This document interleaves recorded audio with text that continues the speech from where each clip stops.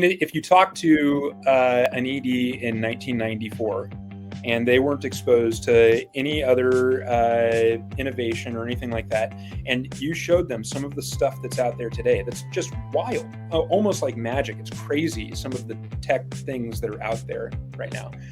First of all, their mind would be blown. Second of all, they would say, gosh, I just don't even know where we would start with some of these tools. These are way too advanced for our organization.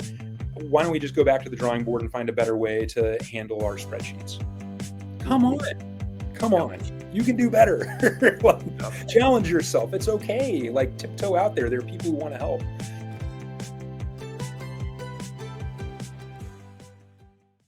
The nonprofit sector is evolving, and the Proimpact Project is on a mission to support that evolution. That's why we're creating free programs just for executive directors. The ED Hive, a monthly space to connect with peers. The ED Summit, an online summit gathering to collaboratively plan for the future. Plus a newsletter, blog, and podcast, all created to inspire bold leadership. The Proimpact Project was founded by Greg Harrell-Edge, a second-generation nonprofit leader. During his 9 years as executive director of CoachArt, Greg quintupled the number of lessons for kids affected by chronic illness, largely by investing in technology and digital marketing, while also more than doubling annual revenue. The name Proimpact reflects our belief that nonprofit has never been the right label for a sector of people committed to making the world a better place. If you agree, join us in rebooting and rebranding the nonprofit sector. We've got a new video. That's our new Proimpact Project lead-in. Hope you all enjoyed it. I'm Greg Harrell-Edge. We're excited for this episode. So there's so many new, different, interesting, exciting nonprofit tech and software options that have emerged over the last few years.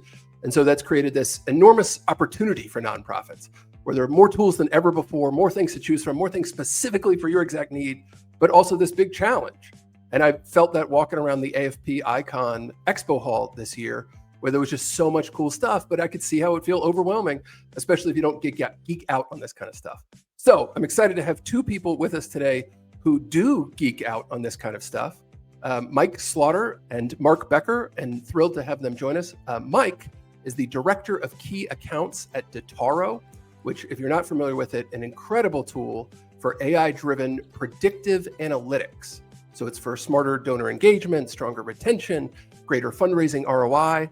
And he joined Dataro after spending nearly a decade at Classy.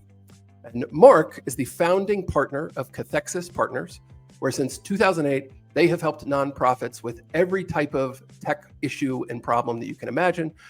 They help with fundraising systems, CRM, CRS, website development. And so, Mark, there's few people who know more about nonprofit tech than Mark, and especially implementation. And so our first three-person episode, we're excited to have both Mike and Mark join us. Hello. Thanks for having us. Gents, thank you. I've been looking forward to this for a while and have been picking your all's brain about this topic for a long time, and I'm looking forward to sharing your wisdom and creating this episode. So thanks for joining us. Thanks for having us. It's an absolute pleasure. Could not imagine a better way to spend time on a Tuesday after a holiday weekend than hanging out with you and learning from Mark, who's a legend in the industry, and having a good conversation. Oh, stop. Looking forward to it. It's going to be a great conversation, and thanks for the invite. And so there's so much content about all of the different nonprofit software that's out there. But then, for years, I always heard from executive directors like, oh, it's so hard to figure out which one's the right thing and how do you do it and how are we supposed to buy this stuff and make the smart decisions. And the last few months, since launching Proimpact and talking more to guys like you all, I hear from the other side of it where it's like, it's really hard to sell software to nonprofits because they don't really have a system in place and all that. What are we trying to solve for? What do you all think has been suboptimal about the way that nonprofits have picked tech so far? Mark, you want to go ahead, or would you like me to? Yeah, I'll jump in. So a lot of things, right?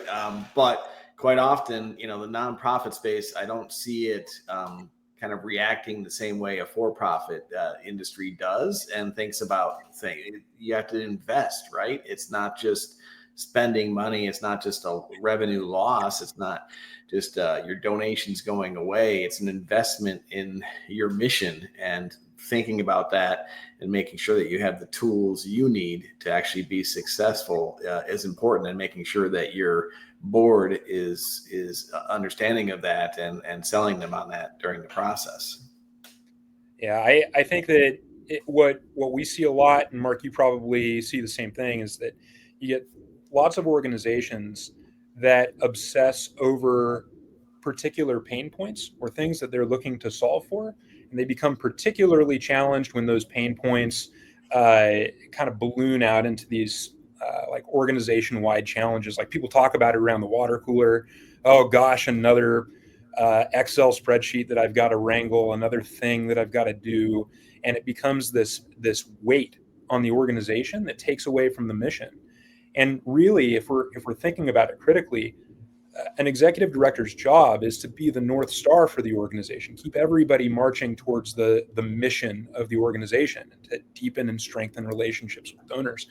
And when those pain points balloon out into something that just takes away that focus, that's where you know you've got a real problem, where you've got to solve for it. And Greg, you alluded to it. There's so many great tech solutions out there. It can sometimes be confusing. So getting to the bottom of it as an ED is really essential. And there's, sort of like ones that are good and bad, and then what's the right fit, and figuring out, not getting something that's really built for somebody else and all of that. Mark, one of the things that you said reminded me of the recent Chronicle Philanthropy study and article that came out, that I think close to 9 out of 10 executive directors said that technology was one of their biggest priorities and most important things over the next few years to be able to grow their organization. And then when asked about the percentage of their budget that they spent, the average was 3%. And so you've got this enormous divide, probably because of exactly what we're here to talk about today. People know that they should be investing more, but they don't really know how to do it. So we're going to do this one a little bit different and have it be sort of workshop style. And so let's imagine I'm an ED. I've just gone through something exactly what you just described, Mike, where we've had the same database for forever. The pain points have ballooned out of control at the water cooler. Everybody said, oh, this CRM is just driving me nuts. I don't know what we're going to do. Where do I even start? How do I think about gathering those pain points and sort of like even outlining what we're trying to do? You got to start with your stakeholders, right? Gather your stakeholders. You need a corporate sponsor, somebody at the executive level to help spearhead this. Even if it's not approved yet by the board, you need that head in the conversation to help let everybody know that it's a serious thing and it's going to be taken seriously. Involve and get input from all the stakeholders, everybody that touches the system or should be touching the system, right? They may or may not be part of the committee, the selection committee, but at least depending on the size of the organization. But get your stakeholders together, including possible board member, possible large donors, and just have people involved. And then you start getting into gathering the requirements. And before all this starts, you should have, and a lot of organizations don't have this, a list of your entire tech stack, right? And always have that regardless, and keep it updated as you bring in new tools, because the marketing department might want a tool that somebody in fundraising already has a version of, and they didn't even know that, right? And that should be captured and collected and shared amongst the organization. And then in the case of, talking specifically about your database, make sure you understand how that data flows or should flow amongst your data stack when it comes to especially your database, because you need a source of truth and you need to make sure that you don't have these silos sitting out there. Yeah, I would echo that completely. And Mark, you said something that is so important, right? In keeping focus on not onboarding duplicative tools, right? And avoiding tech bloat. I can't tell you the number of organizations that I've worked with that have 3 versions of a similar tool, right? None of which actually communicate with each other. And they do some version of the same thing, or at least they promise to. That's ridiculous. It's ridiculous. We live in a day and age where, first of all, every tool should be able to communicate with all of your other tools. There's not really an excuse for it. Integrations are key. And all of your tech partners, you should treat them the same way that you're treating your service partners or consultants, right? They should be able to be in the same room together and play nice together. If they're not, you're really kind of working with the wrong company. I would also say that going back to the first point, your job as an executive director isn't just to gather the pain points. It's to understand the why behind the pain points. So someone might come to you. Yeah. So someone might come to you and they might say, well, gosh, we're spending way too much time on these manual processes, and this is just burning up a lot of staff time, and we need to get something better. Well, that's great. Why? How does that relate back to the mission? Well, the answer should be, your human resources on your team are the most valuable thing that you have, and tech should be a multiplier for those people. It should be, something that amplifies their work. So if you're always tying back your needs and your pain points to the why, to the mission, this is going to help us deliver our mission in a much more efficient way.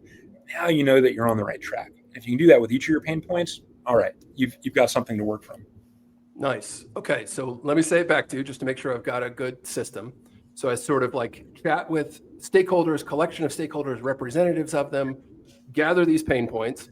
Then I take my tech stack, which hopefully I've already, but if we're honest, like maybe many organizations listening would have to write that all out for the first time, sort of like create their current tech stack document, overlay the pain points and look at like what's already solved and what's left over, and then say, okay, these are the remaining pain points that we're trying to solve for, and then kind of make the mission ROI case for each of these and wrap this up into like this is what the problem is, and then this is what the impact on our mission is from this problem. Now, for the organizations you all work with, what does it look like? What is the most healthy and thriving version of then taking that to the board and kind of framing this entire process with the board look like? Yeah, start with your mission alignment, connect the strategic priorities of the whole project, of what the whole, why do you have a database in this use case, right? Well, obviously we want to know about our constituents. We want to know how we're communicating with them, and we want to know how they're listening and communicating with us. What are the current challenges with that? And frame all of that as an investment, not a cost again, and most importantly, you're going to have to bring receipts, right? Show due diligence. You did your research. Include your current vendor if there was one, because believe it or not, there's still plenty of orgs out there, and I'm not making fun of them, but they still exist that just have spreadsheets, and there is no CRM or no database. Sure. First thing, get one, right? Because you don't need all those individual silos sitting out there and nothing being up to date. But show all your due diligence and include your current vendor, because it might turn out that after all of this investigation, you might find that it just comes down to your current system is fine. You just need to do some training.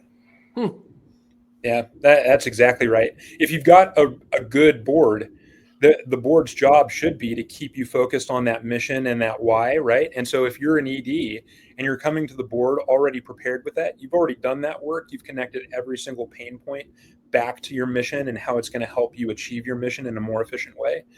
Well, now it's a much easier case to make.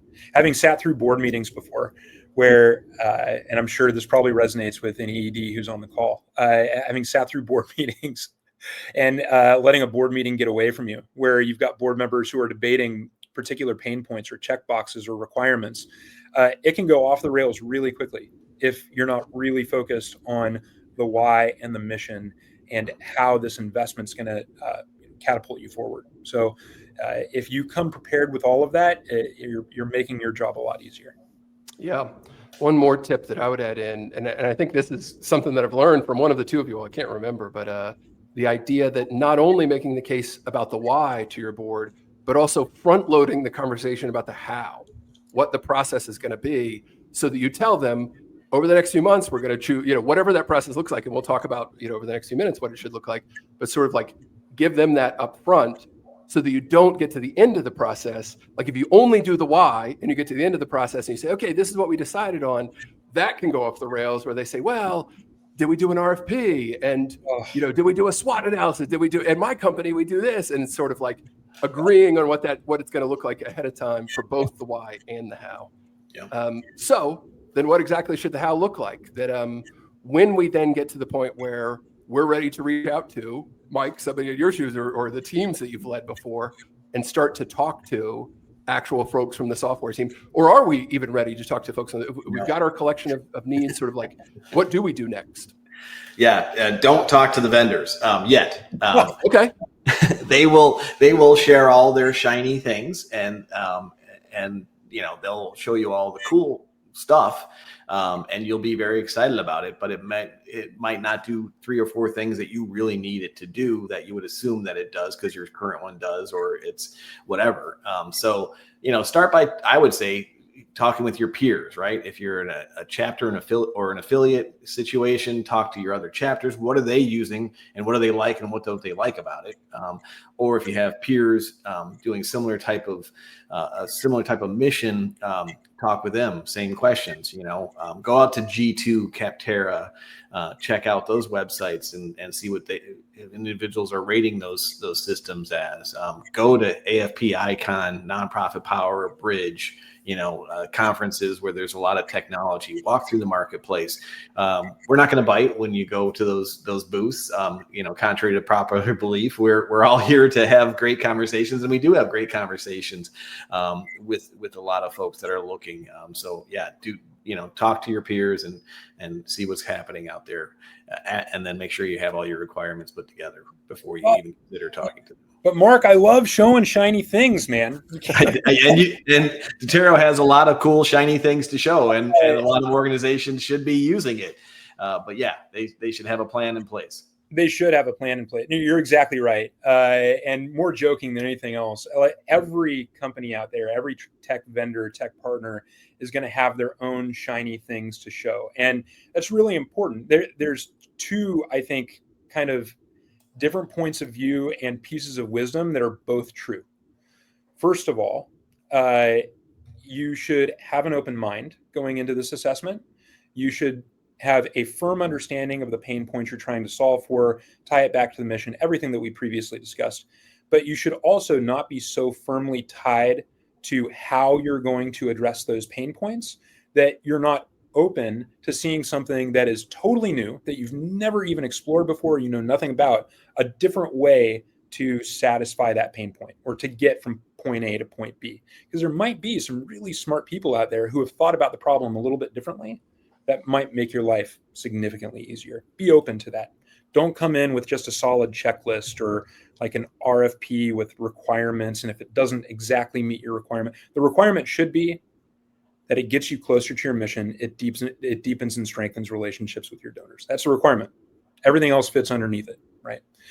So that's one side. The other side is, absolutely do your homework within the community. Talk to your peers. Understand the case studies and ask questions about case studies from your vendors. Mark's right. We don't bite. We're usually in this work because we love the nonprofit sector. There are lots of other ways to make money in software outside of nonprofit that are much more lucrative for people who are just money grabbers.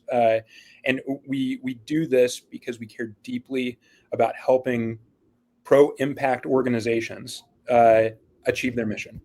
So talk to us, engage in conversation, understand the people that you're going to be working with, because ultimately software is very much like a service delivery. It's SaaS, right? We're people and we want to solve problems. Yeah. One note for anybody who's not familiar, G2 that Mark mentioned, a software review site that I always felt like not enough nonprofits used to give reviews. It was always really hard to find reviews from other nonprofit organizations. And so the more folks that use that, the better it is for the entire community. And Mike, one of the things that I loved, the idea of focusing on that pain point as opposed to getting too obsessed with the feature that's going to solve the pain point, like just sticking at the level of, here's what we're trying to solve. How can you all solve this for us? And refusing to move away from the this is what we need to solve. We've all agreed on it before we showed up here and all of that good stuff. I mean, if you talk to an ED in 1994 and they weren't exposed to any other innovation or anything like that, and you showed them some of the stuff that's out there today, that's just wild, almost like magic. It's crazy, some of the tech things that are out there right now. First of all, their mind would be blown. Second of all, they would say, gosh, I just don't even know where we would start with some of these tools. These are way too advanced for our organization. Why don't we just go back to the drawing board and find a better way to handle our spreadsheets? Come on. You can do better. Challenge yourself. It's okay. Like, tiptoe out there. There are people who want to help. So don't be nervous about that. This is a journey, I think, of discovery for everybody, right? And you should be asking good questions every step along the way. And it's part of what the Proimpact Project is trying to solve for, to put out reviews of content and suggestions about how to use content. And so if you're watching and you haven't, I would encourage you to like, subscribe, join Proimpact Project's account so that you can get more of that content as it comes out. All right, so now where are we in the process? We've identified some vendors. We've got our pain points. We've been hearing about the shiny objects, and walking that fine line of like not staying too, adhering to too much to what the actual feature should be. How do we actually make this is what our decision should be like, or what our final decision should be? And for the clients that you all have both worked with and customers that you've both worked with, what does that typically look like to sort of like get things over the finish line? Yeah, I mean, first of all, you have to decide who you are, so now you have this list of vendors, right? There could be a good dozen or so CRMs that might be a fit. Send them your requirements and say, hey, we're not either official RFP or not, but just send them your requirements. Be transparent. These are our requirements, and we're looking for a new system. And how do you stack up? Have them rate themselves, and then look at those, have some internal discussions, hear those thoughts, and then get it down to probably 3, no more than 5 for actually doing demos. Otherwise, you're going to drive yourself nuts. And put together a script. Say, these are the things we want to make sure you cover.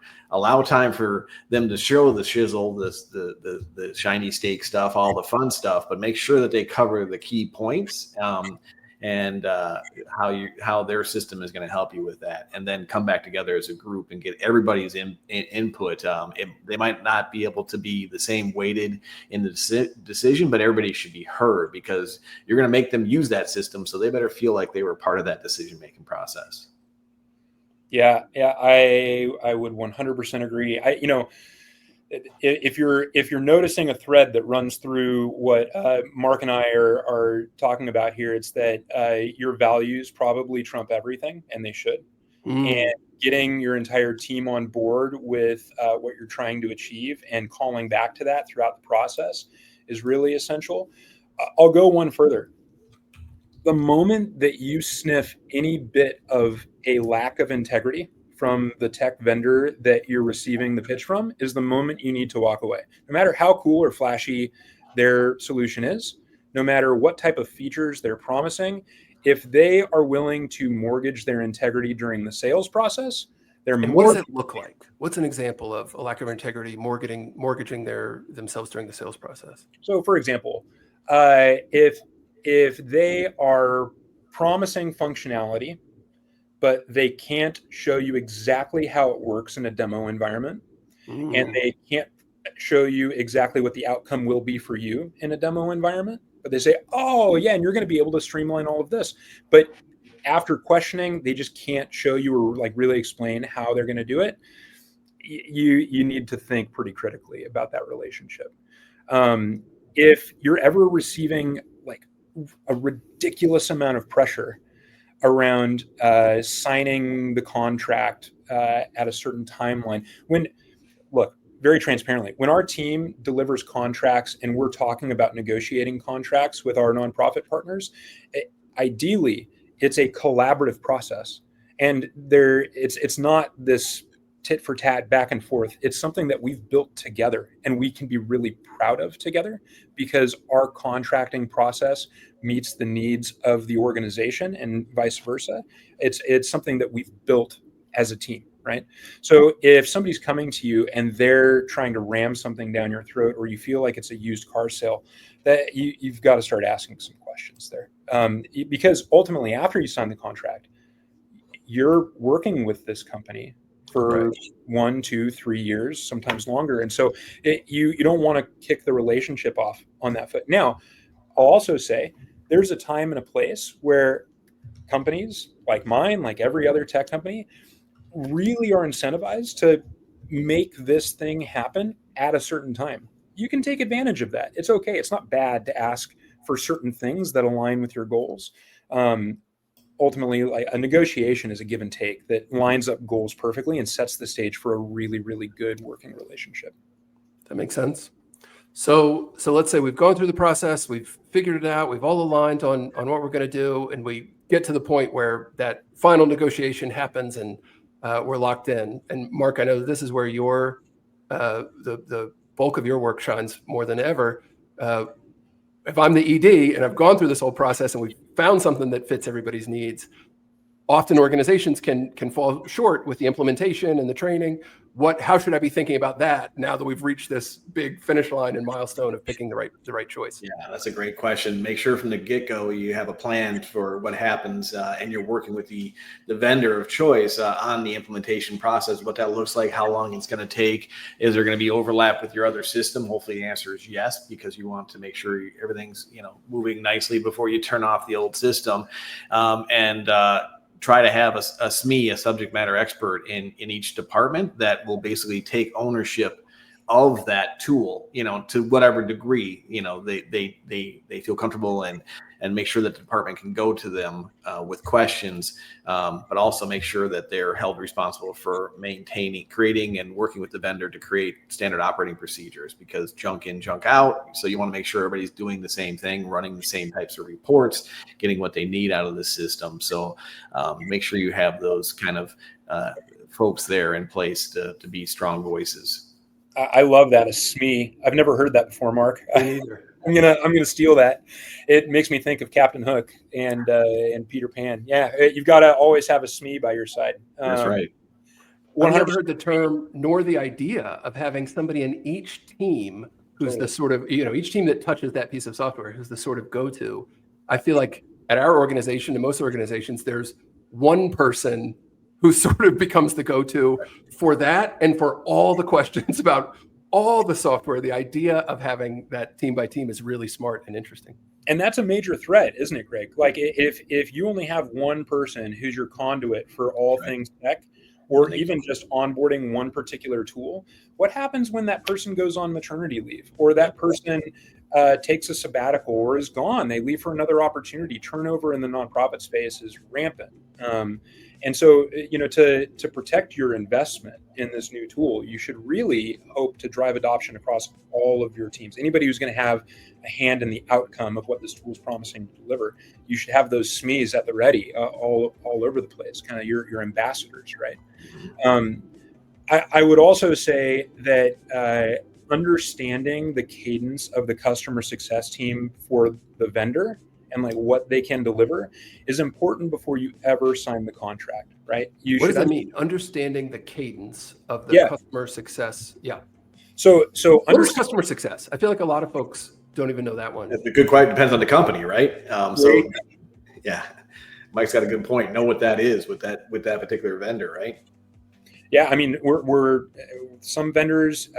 There's a certain allotment of hours or like a quota of time that you get with a customer success team, and then anything above and beyond that, they're going to charge you for extra time. There's other companies where you get as much time as you need. It's just understanding like a cadence or working relationship that you set up between the company and the client, so they can make best use of the tool. I would argue that really good nonprofit SaaS companies will edge more towards that end of things. Look, truly, as a tech vendor, we want you to be ridiculously successful with the product, to the extent that you're a raving fan and you're willing to go out and do case studies and shout from the mountaintops how much you love working with Dataro or any other platform that you're working with, right? So it behooves us to invest deeply in you. And I know that I speak for a ton of other vendors out there to invest deeply in you and to make sure that you're successful. If you're with a company that's not doing that, just understand their setup and like why they're not doing that. Ask the good questions. You want to have a good relationship, right? Yeah, that totally makes sense. Well, Mike and Mark, the time flew by. I really appreciate, again, both of you all doing it and sharing this knowledge. And so we're going to put this together into a sort of checklist of all the points you all have mentioned and make that available on the website for a process that organizations can go through. But just really, really appreciate it. And so thank you both so much. Thank you. Thank Great you. chatting with you. A lot of fun, Greg. Cheers. Yeah. I remember one of the first conversations that I had with Mike was around the idea that in nonprofit, a lot of these deals get what he called left on the 1 yard line. And I think that speaks to the fact that organizations haven't really had that process, that checklist that Mike and Mark both just walked through with us. So we're going to make that available, and hopefully it helps more nonprofits make bigger investments in this transformative technology, not get deals stuck on the 1 yard line, and actually put these things into place and use this powerful technology to be able to grow your nonprofit organization in a ton of different ways. To learn more about how to do that, we've got a conference coming up in October, the Proimpact ED Summit, where we'll be sharing success stories and having little breakouts for EDs to plan for 2026 together. And we've got a little video about that we will run right now. Hi, everyone. I'm Chris Strub, Content Marketing Manager here at the Proimpact Project. And I want to give you a preview of what you can expect at the very first Proimpact ED Summit, coming up on Thursday, October 30th. This is a one-day virtual event created exclusively for nonprofit executive directors just like you. And it's designed to be so much more than your typical webinar.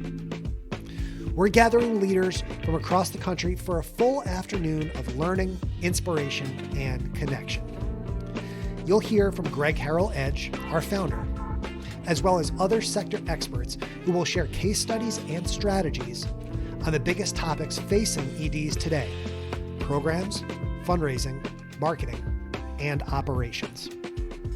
But here's what makes this summit different. It's interactive from start to finish.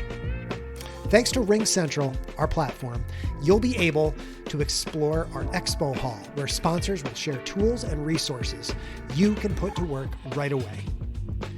Jump into breakout rooms after each track to share your own experiences, ask questions, and hear directly from your peers.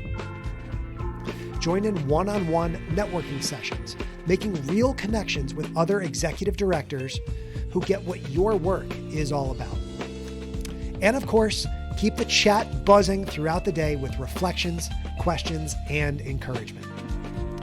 All of this is built to give you not just new knowledge, but also a stronger network of peers and partners to support you long after this summit ends. So, mark your calendars now for Thursday, October 30th, and head over to proimpact.org/summit to register today. We can't wait to welcome you to this groundbreaking day for executive directors everywhere. I'll see you there.